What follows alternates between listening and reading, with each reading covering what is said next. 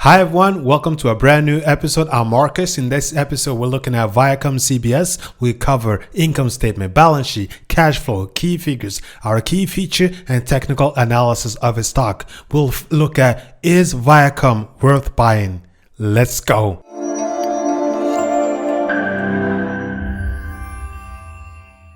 As I mentioned, we're looking at ViacomCBS, ticker symbol VAC, and they are traded on NASDAQ and are in the technology sector. If we go down to the screen, we can see that their market capitalization is at $21.9 billion, and the revenue is at $27.5 billion, and the PE ratio coming in at 6.5.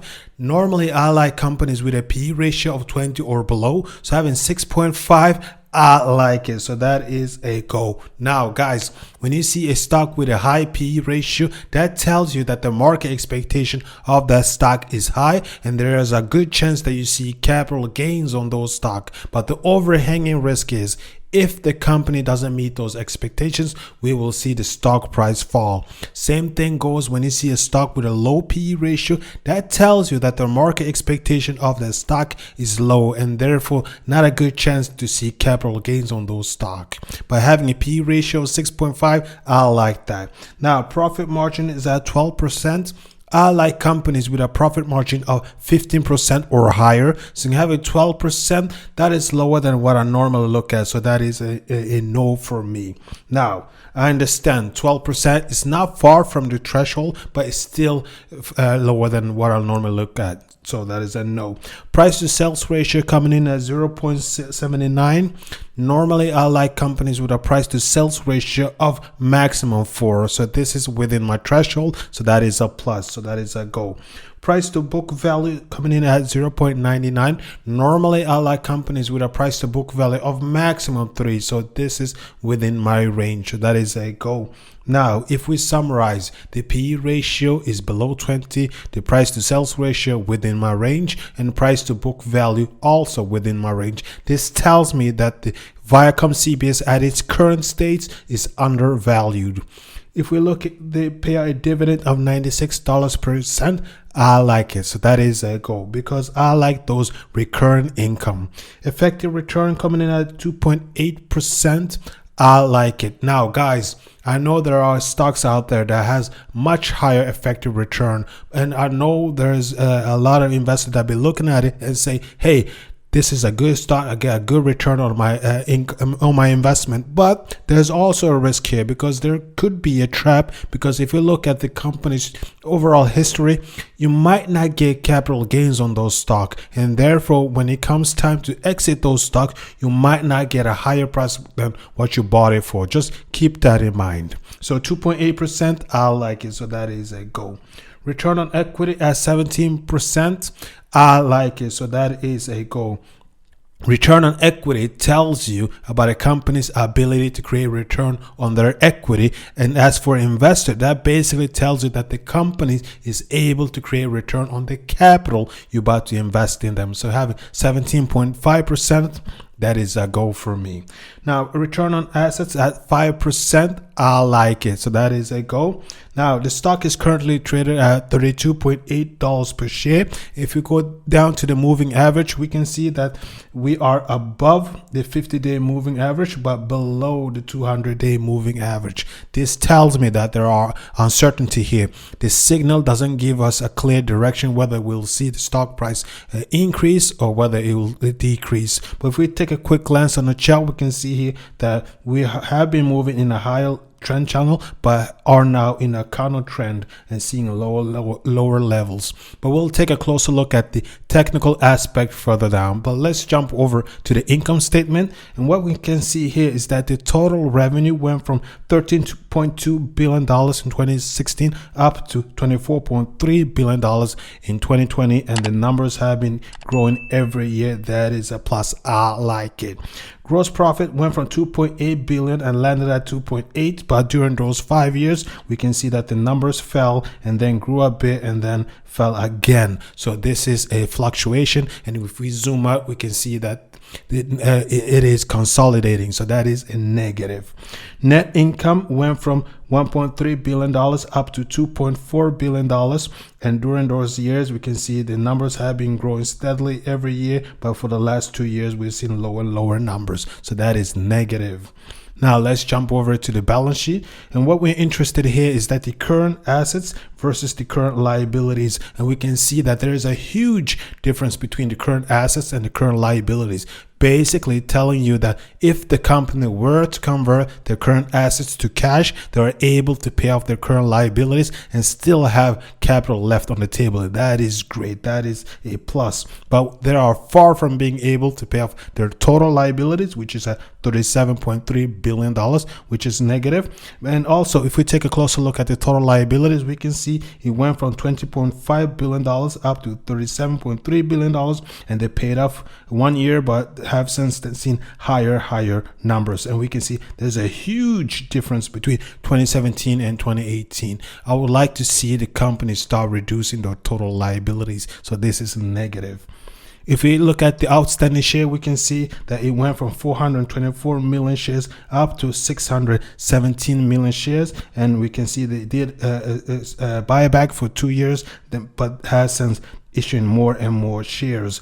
Basically, what this tells you, when you see a company doing buybacks, that basically tells you that there are fewer and fewer available shares, and therefore your share of the company is growing. But on the other hand, when you see a company issuing more shares, that means there are more and more available shares, basically meaning that your share of the company is being diluted. Your share of the company is decreasing. So there's a lot of investors that either skip this part or doesn't know about it, and they be looking at the balance sheet and see a stock with a lot of assets, and the debt is not growing that much, which is great, which is positive. But on the other hand, the company is issuing more and more shares, and that's a way for a company to bring in more capital without taking on more debt. So seeing that ViacomCBS is issuing more and more shares, that is negative. So that is a minus. Now let's jump over to the cash flow, and what we are interested here is that the operating cash flow versus the capital expenditure, and we can see that the operating cash flow landed at $2.3 billion and capital expenditure at $327 million, making it a difference of $1.9 billion, which is a plus.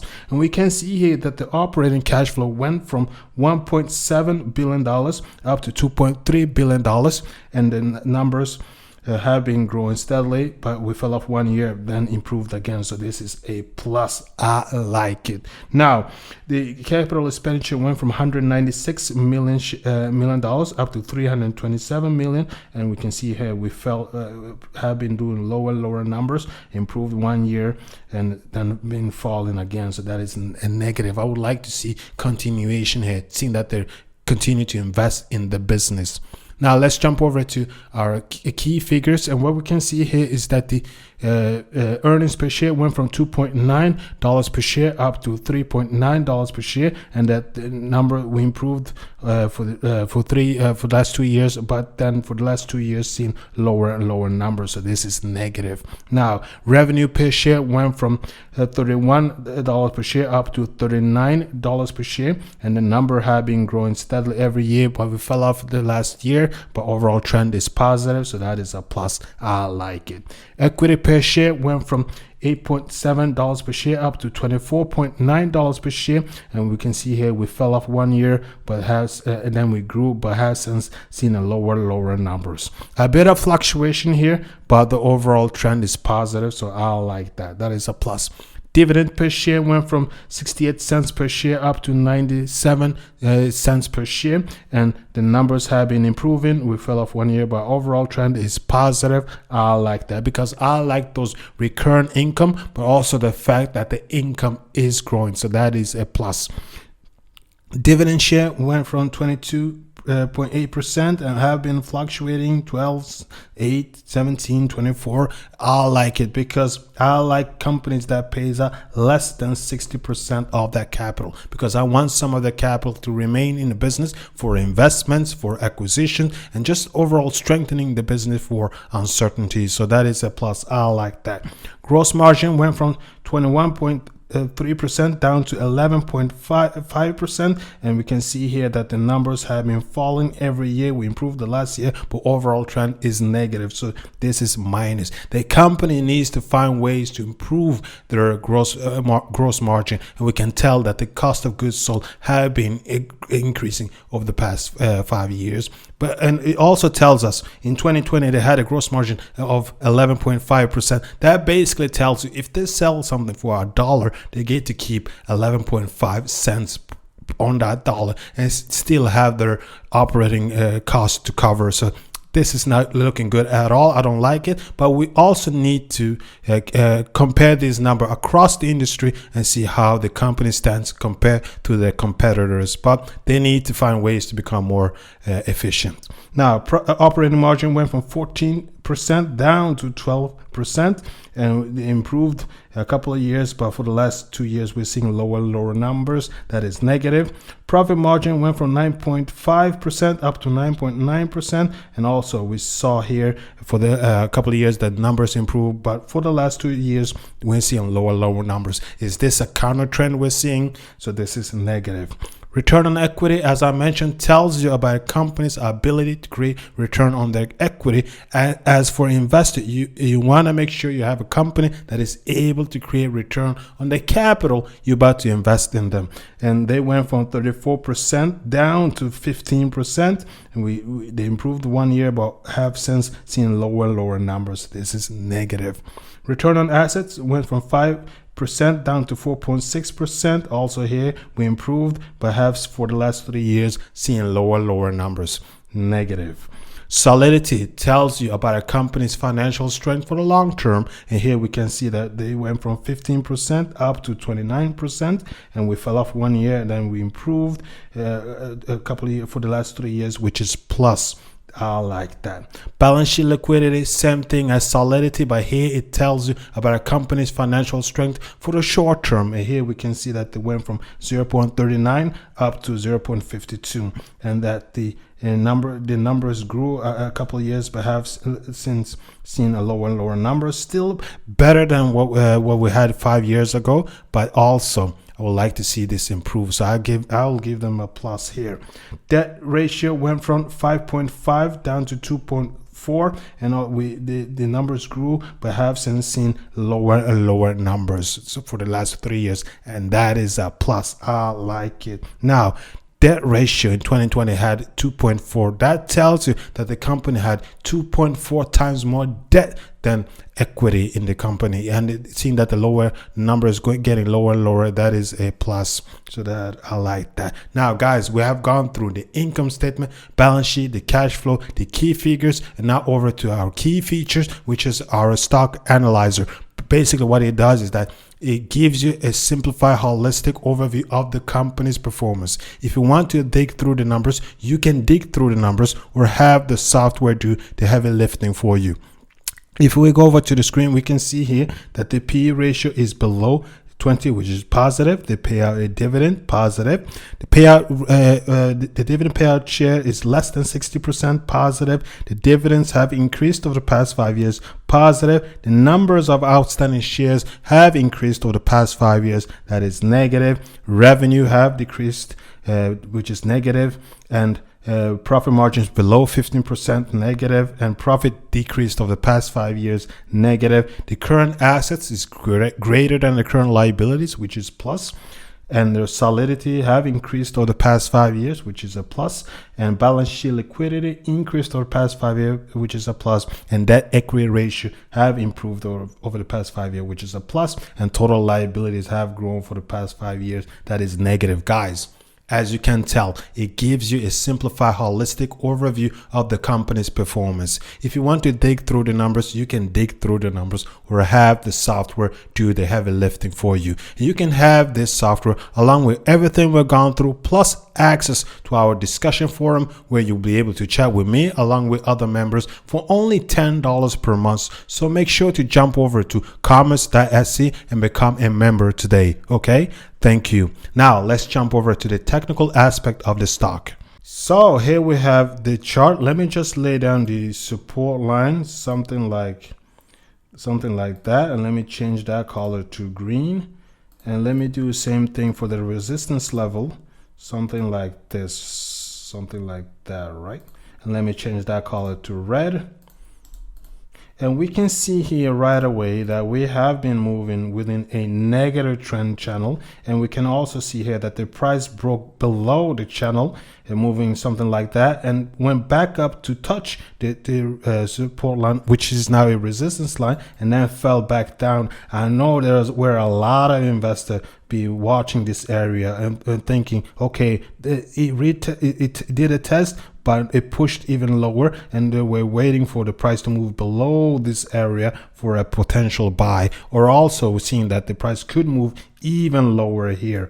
But here there were a lot of investors being very cautious. But what happened is the price went up back into the channel. It even broke out of the channel. Now there were a lot of investors watching this area right here, because what they were looking for, the price to move above, break out of the channel, back test the support line for a push upward. And if the price were to break above these levels, then we would see a potential buy for even a higher move. But what happened is the price moved back down to the channel and touched the support line here, and now it moved even to the resistance level. But with everything that is going on in the economy, I believe right now is a time to be very cautious and patiently just wait for the market to reposition itself. So I believe March, April, somewhere we should see the price move back down to the support line, and this would be an area for a potential buy, because I think the companies is interesting. They have the PE ratio is below 20. They pay out a dividend, which is growing every year, and it's ongoing, and also that the dividend share is below 60% and higher than 20%. So they have capital to do investment acquisitions and just strengthening the business. And also talking about strengthening the business, the balance sheet is strong, solidity is strong, and the debt equity ratio is falling, so which is positive. But the concerning area for me is the margins, the gross margin. They need to find ways to become more efficient, and the profit margin is just too low, and the operating margin is just too low. So they need to find ways to improve those areas. And if they do, this stock is will be very attractive. But I'm looking for ways maybe down here for a potential buy.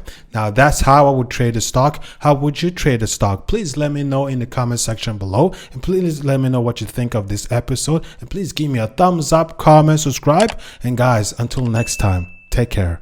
Bye bye.